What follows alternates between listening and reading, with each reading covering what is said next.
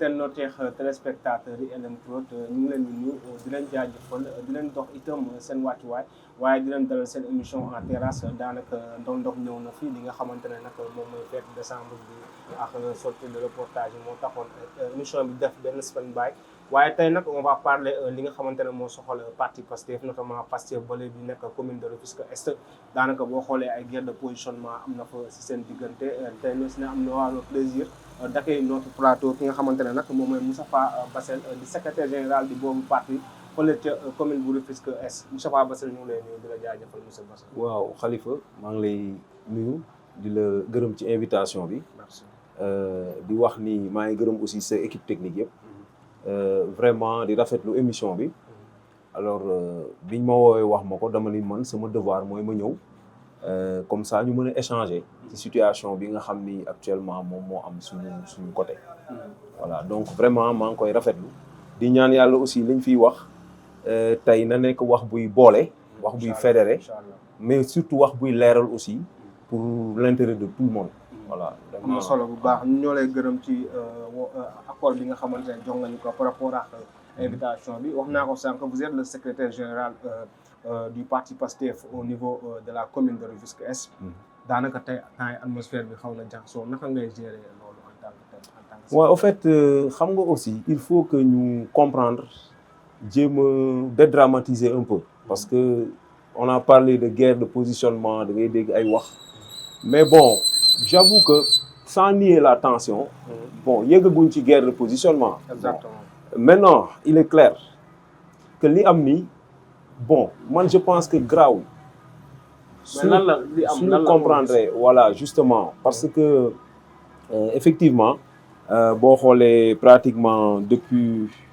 presque le week-end dernier ba léegi dafa am benn débat bu ñuy alimenter man nag boo gisee sax ma gën a nangu invitation bi c'est parce que je suis interpellé de tous bords. Exactement. Parce que souvent nit ñi dañuy bëgg di xam et puis doo am possibilité rencontrer chacun individuellement pour lui donner des explications. Bien sûr. Alors bi ñu ma waxee ne ma bon tu es l'invité d'une émission pour nga dem un peu éclairer la lanterne de l'opinion bon je me suis dit pourquoi pas pour que mu gën a leer et que peut-être bu ñu ci jógee li nekk ci xel yi dina gën a leer quoi. C'est important. En fait dafa am évidemment ñaari communiqué yu génn. benn communiqué bi jugee ci bureau section communale beneen bi jugee aussi ci JPS bu Rufisque Est. En fait communiqué yi nag bi mu génnee jur na discussion jur na wax. bon may wax aussi que ni wax ji ba léegi eggul fenn fi quand même. mën nañ ko expliquer mu simple. parce que communiqué bi aussi lan lay leeral. communiqué bi li muy leeral rek mooy Pastef. dafa doon parti boo xamante ni dañ ko structuré mu am ay instances et je crois que parti bu ñu ko structuré mu am ay instances di fonctionner loolu lu tax ñu def ko mooy dañu bëgg ñuy mën di dox ci cohésion di mën di dox ci ordre donc loolu bi ñu ko defee ñu jékki-jékki communiqué yi génn ñu ne Pastef de dafay leeral benn affaire élection yii di ñëw bu 2027 yii nga xam ne moom mooy élection locale yi couleur yi kenn joxeegu ko. couleur yi kenn joxeegu ko mooy Pastef amagul candidat.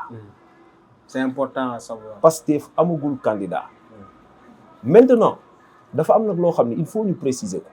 et que nit ñi aussi war nañ ci bàyyi xel. gis nga parce que bu ñuy waxtaan dañuy waxtaan de manière vraiment très honnête. et puis ñu def ko aussi sans parti pris.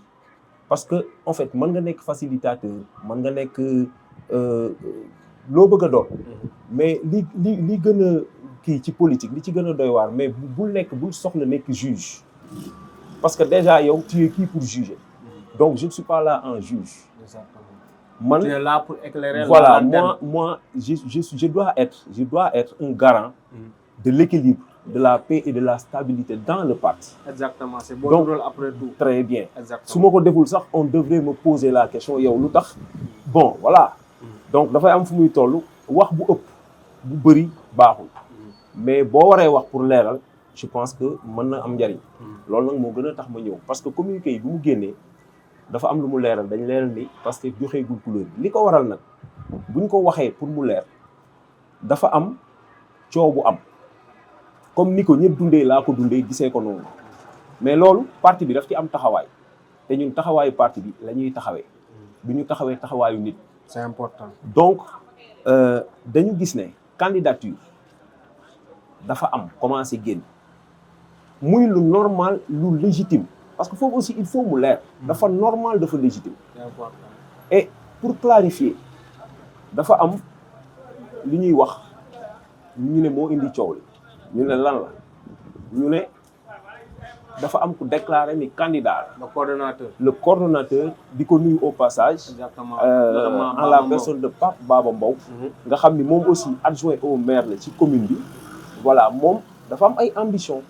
pour nekk maire pour les prochaines élections te je pense que loolu délit d'ambition amul ci politique. non ku nekk am nga droit xool ne lii kat vraiment war naa ko mën a laaj ma laaj ko rawatina nag boo nekkee ci parti bi nekk ci militant ba pare di ci def ay action yaa ngi may dégg. donc kon là n'est pas le problème man pour man à mon niveau et je pense que beaucoup de gens xam nañ ni loolu c'est pas un problème. quand même c'est très normal c'est très logique. c'est très logique. alors léegi ci kaw noonu am ñeneen aussi ñu koy mën a am de manière très normale et très logique. te en l'espèce Amadou Mbeng notre frère aussi que je salue au passage. ñoom ñaar ñëpp nekk suñu ay frères nekk suñu ay collaborateurs ñu yàgg a liggéey ci parti bi moom aussi ma dégg ci benn émission bu ma seetaan mu ni moom aussi il est candidat. mais le problème c'est que foofu dafa am benn nuance bu ndaw kenn ki moom dañu il est candidat kenn ki ni il est candidat à la candidature. c'est important de préciser aussi. bon je sais pas parce que am na nu ñu ko mën a déggee. waaw mais tey jii par exemple. Ouais. man d'après ni ma ko déggee bokk. bu fekkee mën naa analyser loolu. maanaam bu fekkee kii dana candidat la. keneen ki ñëw ne il est candidat à la candidature. donc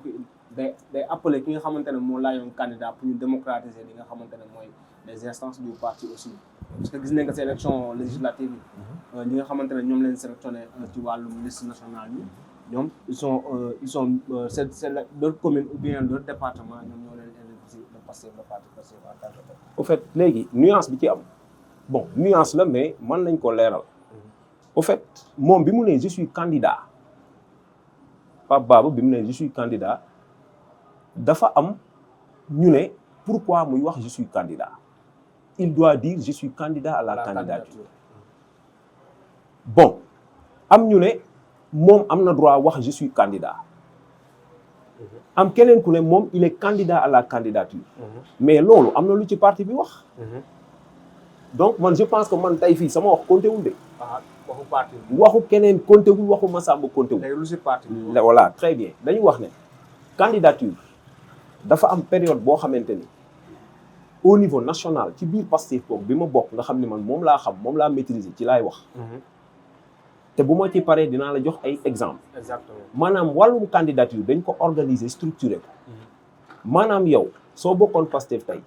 nekk ci ay instance bëgg a doon candidat dañuy wax ni bureau bi moom mooy statuer ñu toog waxtaane ko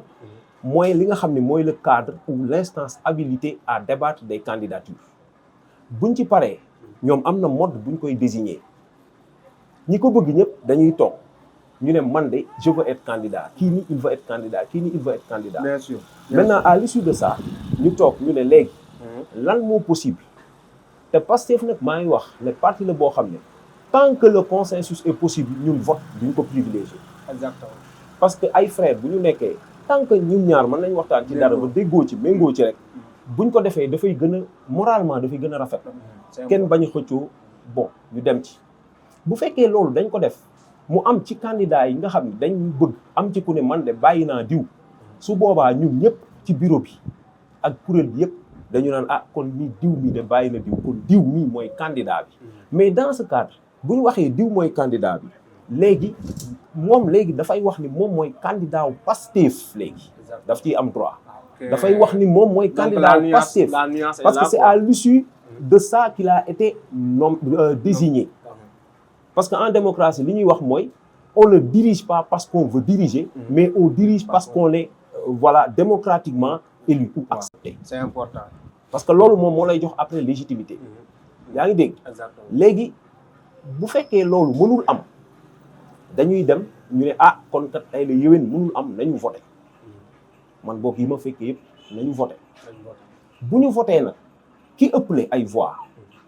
de manière démocratique bu boobaa ñu diw kat léegi mooy candidat bi bu ko defee foofu bu nee candidat la dafay mën a wax de plein droit que je suis le candidat de Pastef. C'est important. léegi nuance bi ci am mooy ki ni candidat à la candidature la kooku moom dafa ne je veux être candidat mais en attendant que l'instance habilitée li ci wax je suis candidat à cette candidature. Exactement. Tout en sachant que mën na fa dem ñu ne ko à l'issue de ta proposition de ta candidature tu n'as pas été retenu. mu ne d'accord donc je ne suis plus le candidat j'étais candidat à la candidature mais maintenant mënuma nekk candidat. donc nuance bi loolu la. le fait que le coordonnateur. Voilà. Baba Mbow. mais je suis candidat loolu moo jur problème. loolu moo gêné ñenn ñi. moo jur problème loolu mooy gêné ñenn ñi. léegi nag am ñu ne buy wax na waxal boppam mais bu mu waxal Pastef. exactement léegi tey jii yow en tant que secrétaire général. voilà n'est-ce pas au-delà affaire administrative yi ngay gérer et cetera yaa gérer tamit aussi la cohésion. tey naka ngay dundee distorsion yooyu en tant que. voilà très bien mais balaa may jàll mu rappeler rek. allez-y lu ndaw moom dane candidat la am ñu ne li waral coow li la warul wax candidat la dafa wax candidat à la candidat donc yooyu moo déjà commencé indi coow li. mais man dama ne loolu yëpp bu jàllee que ça soit moom que ça soit Amadou Mbengue ñoom ñaar ñëpp tey jii nii bu ñu demoon ba ñun waa Pastef Rufisque Est ak keneen ku waxagul boppam parce que en fait attention attention même le jour J pour déclaration candidature mais il peut y avoir d'autres candidats peut-être ñoom ñaar la ñu dégg mais xëy na am na ñeneen donc kon moo tax man daal j'en appelle à la retenue et au sens de la responsabilité ñu xaar en attendant maintenant nag kenn terewul ku bëgg a doon candidat tu dois commencer à travailler pour ça mais en le faisant on doit le faire dans des bases légales dans le respect strict des normes édictées par les instances du parti et par les textes du parti moi je pense que loolu moom moo ñuy mën a yóbbu ci cohésion loolu moom moo ñuy mën a yóbbu ci jàmm di wax nag ne man contrairement à beaucoup de personnes man damay analyser une situation avec un œil très positif parce que am nañu ni guerre de positionnement. léegi taxawaayu secrétaire général bi nga xamante ne moom moo gérer wàllum cohésion bi au-delà des affaires administratives et cetera tey jii ban taxawaay la mën a am par rapport ak li nga xamante ne moo nekk noonu ndax. maanaam c'est une logique démocratique saine wala ndax ay logique par bëgg lay doon quoi mu juraay au sein du Pastef. ok je comprends bien c'est-à-dire xam nga li am nii buñ ko encadrer ça peut être une démarche démocratique très saine et pour rappel foofu bëgg naa rek rapidement ñu partager benn exemple daf ñuy servir gis nga affaire élection Pastef mi ngi koy bëgg a miin affaire contradiction Pastef mi ngi koy bëgg a miin mais xam nga fan la ñuy xamee parti bu mag la capacité à transcender ces problèmes là ba tax na man dama lay expliquer benn brièvement gis nga élection boo ko bu ñu fàttalikoo ci biir Pastef Rufisque Est je dis toujours Pastef Rufisque Est gis nga bi ñu demee élection locale yële passé dañu amoon ñaari candidat pour mairie biir Est ñu ne ñun de diw ak diw ñoo ni dañuy dem pour mairie ville ku nekk désigné wu ñu ne léegi ban critère lañ mën a am ñu ni nañ waxtaan ñu def benn réunion gis nga jour boobu ñun sax bi ñu paree dañoo kontaan ci suñu bopp parce que ñaari candidats yi dañu ñëw ñu ne boobu vote am na lépp am na mënoon nañ ko def c'est des procédures mais dañ ni ñun nañ toog ku nekk wax sa programme mais un débat de presque 2 heures de temps et avec l'arbitrage de tous les membres de la section du bureau de la section oui on a eu un débat très fructueux très enrichissant à l'issue duquel mais un candidat a émergé et sorti a été choisi et que ñëpp dem jàppale ko biñ jógee ci loolu ñu demaat fi élection législative gis nga biñ koy tànn dañoo toog nii bureau bi ñëpp ñëw ñu convoqué réunion ñu ni tey de dañoo war a tànn kan moo ñuy représenté pour députation jour boobu bu ma fàttalikoo am na ñaari góor ak ñaari jigéen ñaari góor ñi ku ne ni da nga bëgg mais ñu jékki-jékki kenn ku góor ki ni man de wax dëgg yàlla diw sama frère la bu fekkee moom dafa bëgg man je me range ma jàppale ko. c'est important. moralement ñëpp kontaan ñu demaat mu des ñaari jigéen ñi ñu waxtaan déggoowuñu ñun leen dem leen waxtaan bi ñu demee waxtaan déggoowuñu mais ñu dem vote bi ñu demee vote kenn ci ñoom jàll gis nga bi loolu jeexee ñun ñëpp dañu àndaat liggéey te je pense que gis nga loolu man je pense que c'est l'unique voie de salut pour un parti politique. Exactement. Capacité à transcender. Voilà, à transcender les problèmes. Et je pense que lii nii ñu tuddee problème bon moi je pense que c'est pas quelque chose qu'on ne peut pas rapidement bu ñu tegee suñuy personne rek ku nekk xam ne parti moo ñu boole parti politique moo ñu boole am nay charte am nay règle ku nekk dox ci rek man je pense que vraiment lii ce sera vite réglé. Ça ne sera pas un problème. Comme ni ñu ko waxee rek secrétaire général section communale Pastef Rufisque Est la capacité à transcender les problèmes moom mooy wane dayoo li nga xamante ne moom mooy parti Pastef joxe na exemple yu bëri ci élection locale yi nga xamante ne moom lañ génne joxe na tamit exemple ci élection législative yi nga xamante ne moom lañ génne waaye monsieur le secrétaire général dañuy dem ba tey dañuy des ba tey ci registre boobu noonu tey ji gis nañ ne maanaam bokk même bu fekkee sax mën na indi ay débat démocratique seen mën na indi maanaam boog des fois bu ñu demee compromission wala def ay compromis consensus et cetera tey gis nañ ne aussi tamit ku si nekk tamit di nga mën a développer sa bopp de manière personnelle parce que je peux m'exprimer ainsi parce que boo xoolee comme ni nga ko waxee rek parce que bu ñu demee ne proposer un programme donc ku nekk di nga am loo xam ne da nga koy offrir à la population mais tey naka ngeen ni si ban jugement ngeen di juger ndax day àndax li nga xamante ne c'est en ligne directrice lay doon avec le parti politique wala tamit day doon loo xamante ne nit ñi da leen seen bëgg-bëgg nit ñi lay doon quoi en tant que tel. Bon je pense que nag li fi nekk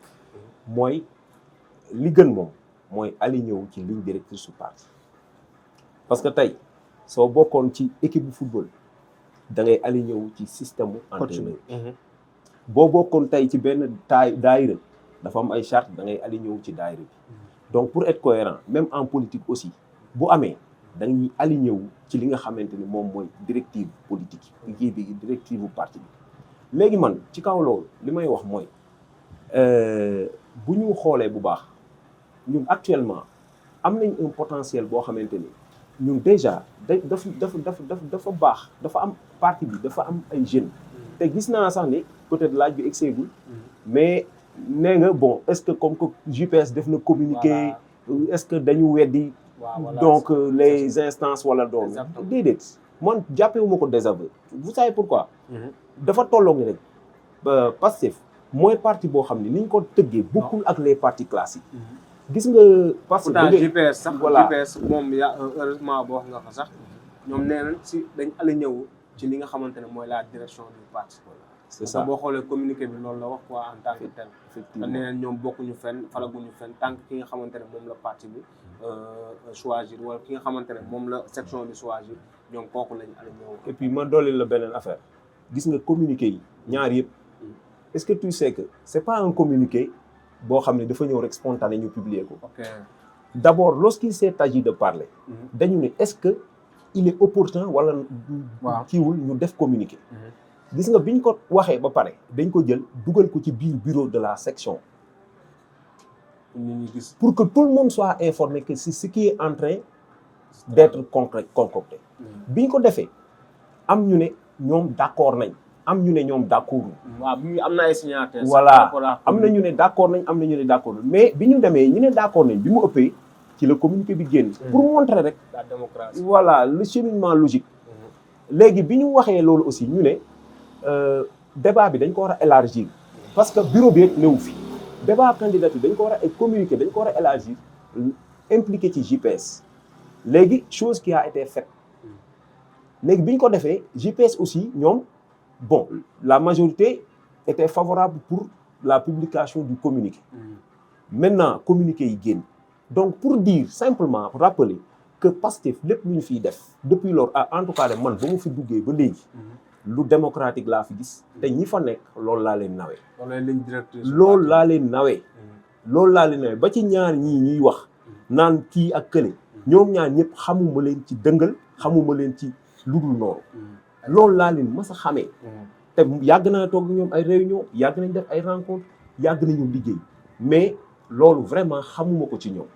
lii nag mën na am dans la vie d'un parti c'est normal mais de là à dramatiser moi je pense que yeggaguñ fa quoi. xam nga Pastef mooy parti boo xamante ne moom mooy parti au pouvoir aussi te parti au pouvoir tamit dañuy scruter li nga xamante ne say moindres faits et gestes daanaka boo xoolee sax lii war a jur tool yëpp loolu moo ko wax moo tax ñu indi mais heureusement que on a eu la chance d'accueillir sur notre plateau par rapport à éclairer la lanterne des Sénégalais par rapport à fléau boobu noonu c'est important tamit aussi de remercier bu baax a baax ci li nga xamante ne nangul ngañ ko waaye dañuy dem ci li nga xamante ne nag moom mooy le profil de Pastef Rufisque Est pour la mairie ndax profil technique lañuy choisir wala un profil purement politique. Ok, bon, je pense que la question que vous posez, moi je dirais les deux. Les deux. Ouais, pourquoi? Maintenant, on argumente. Les deux, pourquoi? Pourquoi tu as besoin d'un profil technique? Gis nga jiite dafa laaj xam-xam. Jiite sa waay yombul de. Dafa laaj li ngay jiite ak li ngay def nga am ci xam-xam. Même boo ci xamul lépp nga am loo ci peeg. ba nga xam ne lii kenn mënu la cee nax. rawatina nag nga bëgg a jiite lu mel ni. suñu dëkk yi nga xam ni li ñu manqué dafa bari kon laaj na nga am xam-xam ci yenn yi kon loolu lañ tuddee profil technique maanaam ville bi li mu soxla ñu seet ku xam-xam au moins ci pàcc yooyu loolu am na loolu baax na mais profil politique bi dafay ñëw dooleel ko parce que profil politique attention parce que lu mu mën a yàgg-yàgg amal xam-xam bi ci àdduna bi yëpp boo amul ku la jàppale amoo xam-xam lu ñuy defee aussi ba moo convaincre nit ñi ba au plan politique nga mën a fédérer là aussi man je pense que amul njariñ donc man damay wax ni on a à la fois besoin d'un profil technique doublé aussi d'un profil politique. Tous les deux candidats yi non je ne parle pas des deux candidats parce que da nga ma ne Rufisque est lan la soxla un profil technique ou un profil politique pour le parti Pastef. Oui pour le parti Pastef. Non là je dirais pour tout parti pour tout parti ça c'est pas pour le parti Pastef parce que man tey su ma ñëwoon ma ne am naa profil bon am nga profil intellectuel waa donc am nga xam nga lii xam nga leen jàpp ni loolu doy na mais alors que amuloo politique amuloo profil politique bi dafay xaw a compliqué mais boo amee aussi le profil politique mais yor profil politique rek te amuloo xam-xam aussi bon je pense que dafay indi ay problème donc moo tax man gis naa ni bu ñu mënoon a am ñaar yëpp moom mooy gën pour Pastef ak pour en généralement donc man daal loolu laa jàpp na solo c'est important un profil à la fois technique et politique parce que nag politique daf ci am yoo xamante ni xam-xam rek du ko régler day soxla nga am un profil politique am ci yoo xam tam bu yëgsee profil politique rek du ko régler day laaj nga am ci xam-xam sinon nañ la ci nax te gouvernance dafa soxla yooyu léegi man li ma lay laaj mooy tey jii par exemple bu ñu demee maanaam bokku nekk samp ndëndëm ne candidat la à la candidature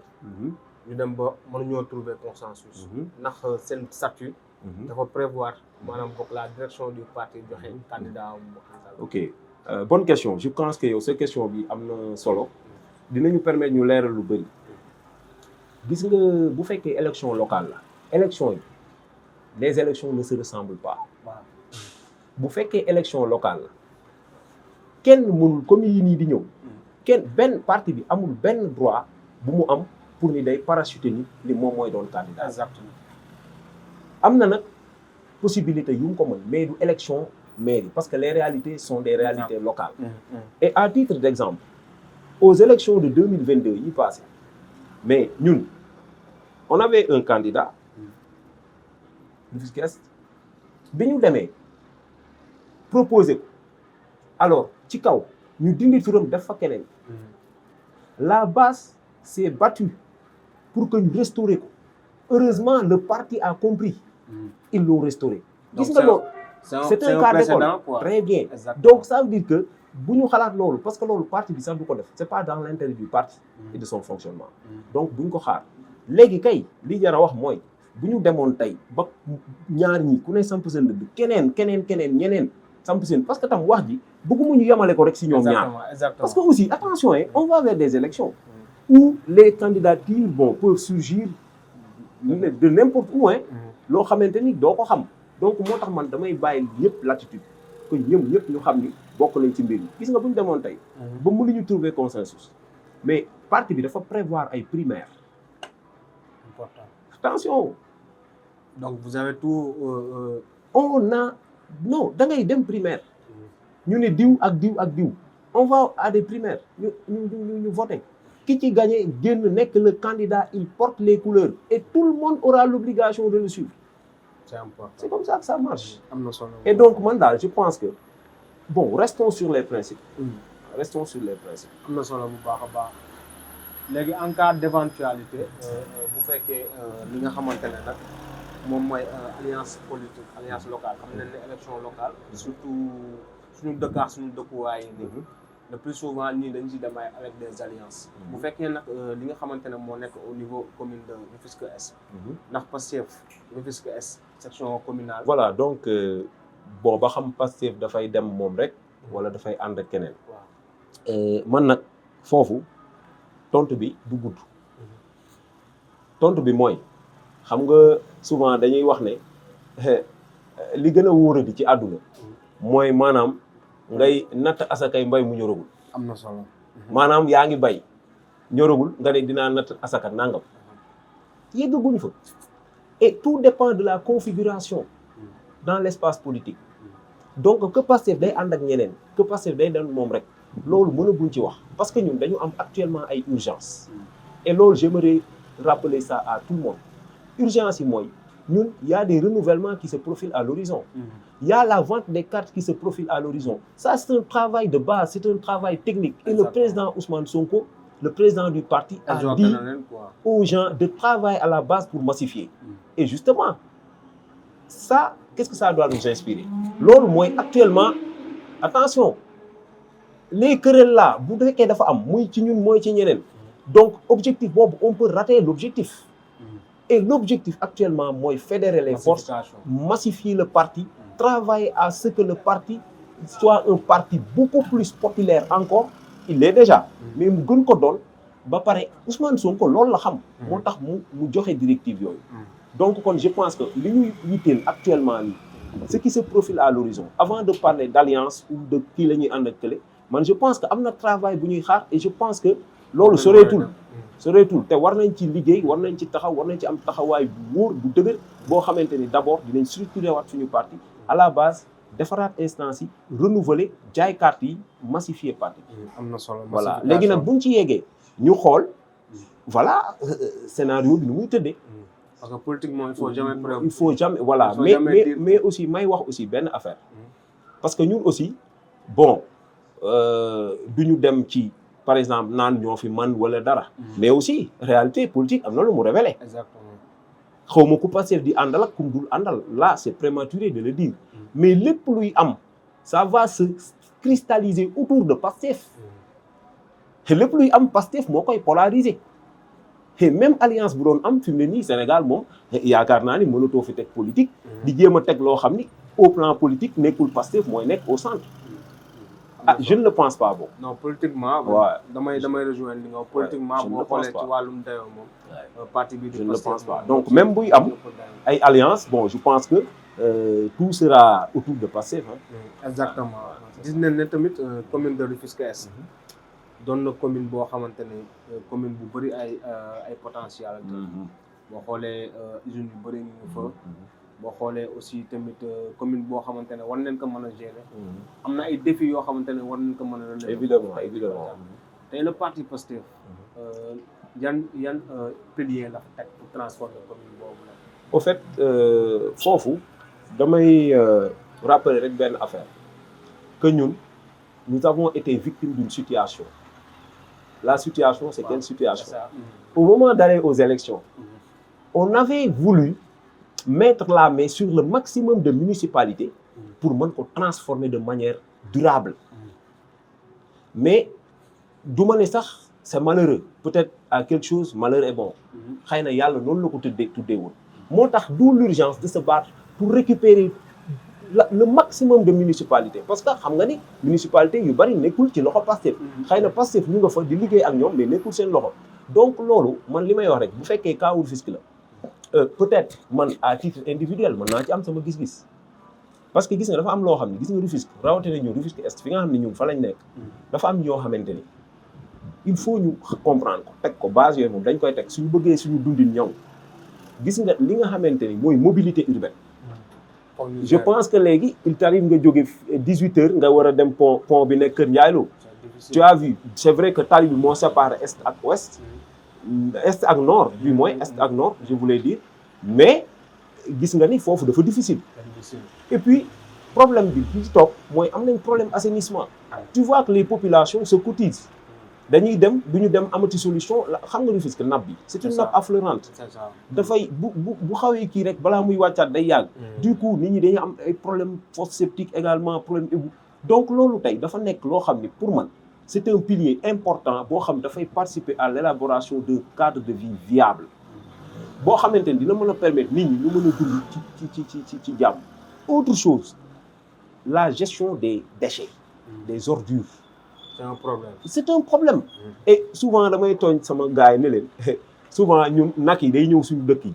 parce que nag yi dañuy for rek bu ñu demoon tey ba mbalit amatul tu ne verras jamais les kii là les troupeaux ñuy vadrouiller parce que ñoom bu ñuy ñëw fii lan la dañu xam ne dañuy for mbalit bu ñu xamee ni mbalit amul ñoom dootuñ fi ñëwkat yi dañuy dem ci yeneen zones yu ko am donc ñun aussi loolu war nañ ci taxaw gestion des déchets ordures yi ñu xool suñu cadre de vie ñu defaraat ko ba pare defar affaire assainissement surtout égout yi ñu defar ko Rufisque mënul nekk benn ville boo xamante ni bon c'est sur la côte ba pare mu am problème d'évacuation d'eau kooku war nañ mën a xalaat ci loolu xool nu ñuy aider population yi pour que même bu fekkee mairie bi daf leen di jàppale wala donc dañuy def kii ñu xool nañuy def en tout cas yooyu moom c'est des éléments importants yoo xamante ni et puis nag du ma terminer sans me toucher benn question la question de la carte scolaire de Rufisque Rufisque dafa bëri ay élèves parce que dafa màgg léegi de sorte que tey foofu moom waxuma rek Rufisque Est mais war nañ xalaat en général Tëngéej nan la ñuy def ba ñu am beneen lycée parce que loolu c'est un plaidoyer c'est compliqué au niveau de Rufisque Ouest voilà ñu ngi ciy wax voilà très bien parce que boo xoolee dafay bëri am na fu ñuy jógee ba ay Kër Ndiaye Lo voilà donc Kër Daouda Sarr pour di ñëw di jàng si bi donc yooyu yëpp c'est des enjeux yoo xamante ni tey waroon nañ ci toog xalaat ci donc vraiment pour mën a gën a suqali suñu on espère que le parti Pastef une fois bi nga xamante ne gagné na maire yi dina doxal yooyu noonu yëpp incha allahu rabbi mais je l'espère bien parce que aussi man je pense que Sénégal léegi ñëpp comprendre nañ leen boo leen waxee dara ñoom dañu doon population yi la xam ne léegi dañoo mature soo leen waxee dara dañuy xaar rek di xool et je pense que Pastef amul intérêt pour di wax lii du ko def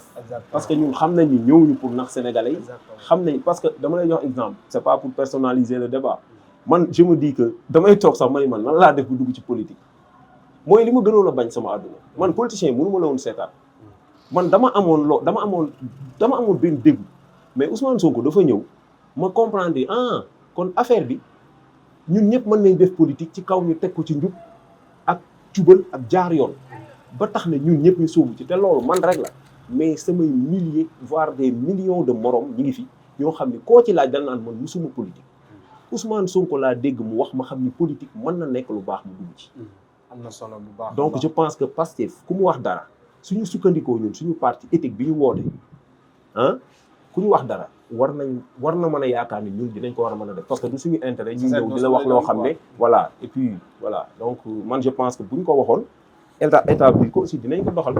am na solo bu baax a baax ak seen cappaandaw bi dernier appel bi ngay lancé par rapport ak l'ensemble des militants du parti Pastef ñu ne si comité directeur bi ñu ne ci maanaam bokk militants yi ak sympathisants yi ci li nga xamante ne nag moom mooy émission bi tey. voilà donc foofu je pense que appel bi ñuy lancé benn la te mooy appel bi gën ci politique mooy appel bi gën ci famille mooy appel bi gën ci lépp mooy donnons-nous la main. la cohésion. nañu booloo ànd liggéey bu ko defee wan image population bi image bu positive boo xamante ni nii buñ ci jógee dinañ ne ñii kat vraiment il mérite à ce que ñu leen di jox lii ñu koy gérer image boobu nag nu ñu koy wanee mooy ñu ñëpp ñu ànd nekk benn joxante loxo doon ay frères bokk ndey ak baay buñ ko defee man je pense que du ma bàkku nag mais am naa j'ose espérer que buñ defee loolu ñun à l'est non on va remporter les élections haut la main bu ñu travailler dans l'unité la main dans la main ñun ñëpp ku nekk bàyyi li nga jàpp de manière individuelle ñu booloo jàpp loo xamante ni pour communauté bi la ñu ànd ci liggéey ci comme ni ñu ko doon defee je pense que bu ñu ko defaatee aussi dinañ amaat ay résultats yu gën a satisfaisants que sax yi ñu amoon. Et je l'espère très bien donc njaayam carte mi ngi waaj a ubbi. renouvellement yi ñu ngi waaj. leneen ak leneen massification je pense que ce sont les grands chantiers et fi may terminer mooy man de personnellement à titre personnel tey doon naa kontaan lool ci ñu woon ma foo xam ne dañ ne ma léegi il faut parler des réalisations de l'État parce que il nous faut ça. Parce que dans un contexte de manipulation et de désinformation nous avons besoin de travailler à vulgariser les réalisations de l'État mais je pense que foofu lañ war a teg le curseur. On aura une émission uniquement consacrée aux réalisations de l'État. Parce que dañ ci war di communiquer. loolu moom par mon nom monsieur Bassel ñu ngi lay gërëm bu baax a baax. non man maa lay gërëm ci émission bi. man maa lay gërëm di la sant di rafetlu vraiment invitation yi et merci d'avoir pensé à nous à notre modeste personne souvent xam naa gars yi sax dinañ xaw a sànni xeer parce que souvent ñun wax ji duñ koy faral di génne sorties yi du bëri. mais bii nag dafa doonoon lu exceptionnel. biñ ma ko waxee bon su ma décliner rek mën na sax jur ay conséquences yu gën a graaw may wax suñu frère parti yëpp à l'est di leen wax ni je les invite à une union sacrée ñu toog waxtaan et je pense que noonu lay demee te je sais que ñaar ñi ñuy wax yëpp communiquer yëpp ak li ci lalu yëpp je pense que Pastef amu fa ko bañ yoon li may wax de c'est mon intime conviction mën na am nag ay quelques divergences de point de vue de procédure de démarche mais amu fa ku bañ moroomam amu fa ku bëggul yoon te man loolu moo ma encouragé ba tax na action yi may def sax ma koy def parce que dama gëm ni ñun dañuy nekk benn te dañuy gagner. incha allah vraiment am na solo bu baax a baax je pense que l'appel est lancé jóge ci ki nga xamante ne moom mooy monsieur Moustapha Bassel di secrétaire général Pastef section commune de Rufisque Ouest ñu amoon mbégte ak contentement bu baax a baax di ko dalal suñu plateau parce que daanaka ces genre de situation là c'est important di am les personnes ressources les personnes yi nga xamante ne sont les personnes capables de répondre de manière adéquate à sa interpellation yooyu am na solo bu baax a baax ñu ngi koy remercier bu baax a baax di remercier aussi tamit techniciens yi nga xamante ne ñoo jàpp ci liggéey bi Momar Padourou tey moom daanaka technicien la si cadre yi la bokk ak Baye Moussa di ko gërëm bu baax a baax di leen gërëm yéen nag mbokki internautes téléspectateurs yi LM Prod di leen dox di daje prochainement incha allah.